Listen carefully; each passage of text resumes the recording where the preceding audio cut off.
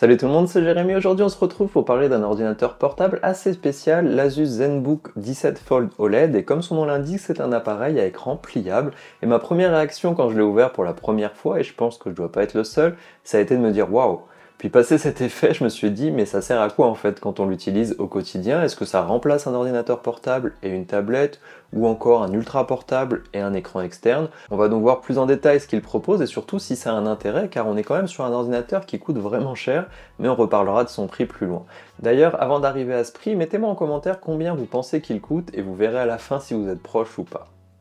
Alors qu'est-ce que c'est que ce produit? C'est un vrai ordinateur qui tourne sur Windows 11 avec un processeur, de la RAM, un SSD, tout ce qu'on a dans un ordinateur classique, mais dont l'écran tactile fait toute la surface et qui peut se replier, un écran de 17,3 pouces comme indiqué dans le nom. Et pour pouvoir l'utiliser au format ordinateur plus classique, on a un écran Bluetooth détachable qui vient se mettre sur la partie basse de cet écran quand on le tient au format portrait. C'est un clavier aimanté et on peut refermer l'ordinateur dessus avec l'espace qui reste entre les deux parties de l'écran.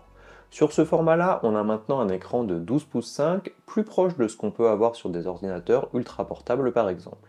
L'intérêt, comme vous l'avez compris, c'est de pouvoir l'utiliser comme un ordinateur classique dans ce mode-là, pour écrire des emails, du texte, faire tout ce qui est bureautique, et où 12 pouces 5 suffisent, puis quand on en a besoin, retirer le clavier pour profiter du grand écran. On a donc plusieurs usages possibles, premièrement au format ordinateur classique avec le clavier posé dessus, comme je viens de le dire, soit toujours dans la même position mais cette fois en utilisant le clavier tactile et non plus un clavier physique, ce qui fait qu'on peut aussi avoir une page sur la partie haute et une autre page sur la partie basse pour afficher deux choses différentes si on n'a pas besoin d'écrire. On peut aussi utiliser le pied qui se trouve au dos pour tenir l'écran en position debout et regarder du contenu dessus, pratique pour afficher une présentation que vous voulez faire à quelques personnes, avoir un écran de 17 pouces que vous pouvez transporter partout pour avoir plus d'espace, regarder des vidéos, faire du multitâche ou tout ce que vous voulez, et le clavier étant Bluetooth, il continue de fonctionner dans ce mode-là, bien entendu en étant retiré de l'ordinateur. Vous pouvez aussi utiliser une souris Bluetooth ou encore un autre clavier Bluetooth. On peut aussi tout simplement l'utiliser au format tablette, dans ce mode-là, ou encore un peu comme un livre si on le garde en partie fermée, et enfin on peut le remettre dans la première position et utiliser le clavier à part pour vraiment profiter de tout l'écran.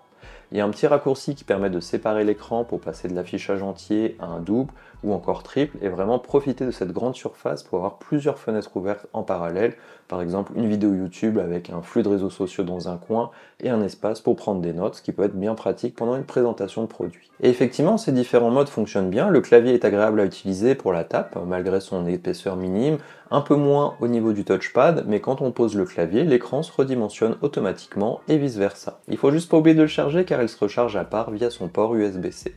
Si on regarde un peu plus l'écran, c'est du OLED, les couleurs sont belles, les contrastes aussi, c'est vraiment agréable pour regarder du contenu ou présenter quelque chose. Le seul inconvénient par contre, c'est les reflets qui, en fonction de la situation, sont bien visibles. Je sais pas si ça se verra forcément à la caméra et je pense que ça peut devenir gênant en déplacement par exemple dans un train où on peut pas forcément bouger pour les éviter. Les bords sont bien visibles tout autour de cet écran, c'est pas forcément un souci, enfin visuellement ça serait plus joli sans ces bords-là, mais quand on plie l'écran ou quand on le tient au format tablette, ça permet de mettre ses doigts dessus sans le salir, donc c'est quand même pratique. Une autre chose qui pourrait faire peur, c'est la pliure. Ici, c'est pas trop marqué, en tout cas à l'utilisation, on la remarque pas vraiment. C'est notamment car une fois pliés, les deux bords ne sont pas complètement à plat, ce qui fait que ça reste toujours souple, on va dire, sur cette partie-là. Les seuls inconvénients que j'ai eu, c'est quand j'utilisais l'écran à moitié ouvert et qu'une fenêtre arrivait dans cette zone, j'arrivais plus à appuyer sur les boutons pour la fermer par exemple. Alors ça c'est peut-être plutôt le système qui gère mal cela que la pliure en elle-même finalement. Si on regarde le reste du design, on a un mélange de simili-cuir et de verre, on a l'impression d'avoir un gros carnet avec nous, et c'est beau,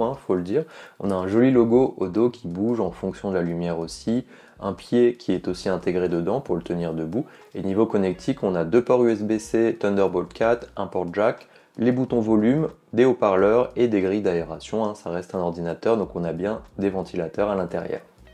Pour l'encombrement, au début je me suis dit en le prenant en main, certes il est compact, ça fait la taille d'une feuille A4 une fois plié, mais il est quand même épais et lourd, il pèse 1,5 kg sans le clavier et 1,8 kg avec le clavier, donc quand on le tient en main on le sent, et pour l'épaisseur il fait quand même 3,5 cm. Si on le compare à un ordinateur portable 13 pouces ou même une tablette Windows avec son clavier, en termes d'épaisseur ça sera 3 fois plus fin est moitié moins lourd et ça sera la même utilisation quand on est au format ordinateur portable avec le clavier posé sur le Fold. Donc là c'est pas top si on veut principalement l'utiliser de cette façon-là, par exemple comme je le disais dans un train ou dans un avion. Après je me suis dit par contre si on le compare à un ordinateur 16 pouces, car 17 pouces c'est pas très courant, là ça va car on en trouve qui sont quand même plus lourds et certains aussi épais mais ils n'auront pas la flexibilité de celui-ci et ils seront plus encombrants à transporter vu qu'ils ne se plient pas. Bon par contre en général les ordinateurs aussi épais et lourds embarquent aussi plus de puissance et éventuellement une carte graphique dédiée, ce qui peut permettre de jouer à certains jeux et plus important pour moi, faire du montage vidéo. Car ce ZenBook Fold pour faire de la bureautique ça va très bien avec son Core i7 1250U, ses 16 Go de RAM et son SSD d'1 Tera. Et pourquoi pas pour faire un peu de retouche photo. On a aussi des options de personnalisation via un logiciel d'Asus qui permet de choisir la vitesse des ventilateurs via des modes,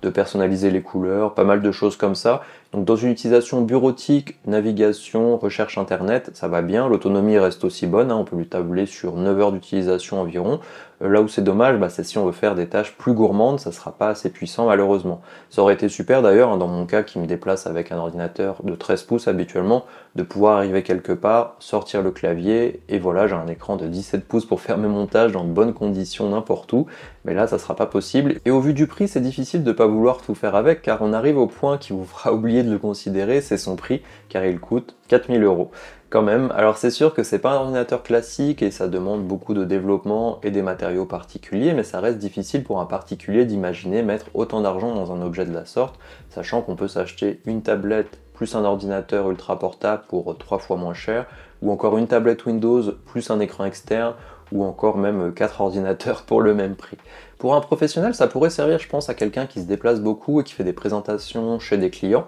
Là, je pense que le client va bien se rappeler de vous et ça peut permettre de briser la glace pour conclure une vente après l'effet waouh. Je dirais pas non plus que ça remplace un ordinateur et une tablette, car déjà c'est Windows 11 qui est dessus, donc ça va, mais niveau tactile, c'est pas aussi agréable qu'une tablette Android ou iOS. Et au format tablette, c'est trop grand en fait à tenir, donc pour moi ça remplacera pas l'utilisation d'une tablette. Ça peut par contre éviter de devoir prendre un écran externe avec soi, mais d'un autre côté, ce qui est bien avec un écran externe, c'est que si on n'en a pas besoin, on ne le prend pas et on a juste quelque chose de léger et fin à transporter partout avec soi. Alors il y a quand même des choses qui auraient pu être pratiques avec ce format, si on pouvait l'utiliser avec un stylet pour remplacer une tablette graphique, s'il était plus puissant pour pouvoir faire du montage vidéo ou encore jouer à des petits jeux quand on est en déplacement et profiter de ce grand écran, mais ça viendra peut-être dans de futures versions car des ordinateurs de ce type, il y en a peut-être 2 en tout et c'est vraiment sympa de voir qu'Asus innove et surtout permet d'acheter quelque chose qui aurait pu être montré comme un prototype par d'autres marques mais qui n'aurait pas été possible d'acheter, et si quelqu'un a le budget et surtout l'utilité, c'est bien d'avoir cette possibilité là. Je vous mets les liens du produit en description si vous voulez en apprendre plus sur les détails techniques que j'ai pas spécialement évoqués. Dites-moi aussi ce que vous pensez de cet ordinateur de façon générale et on se voit dans la prochaine vidéo.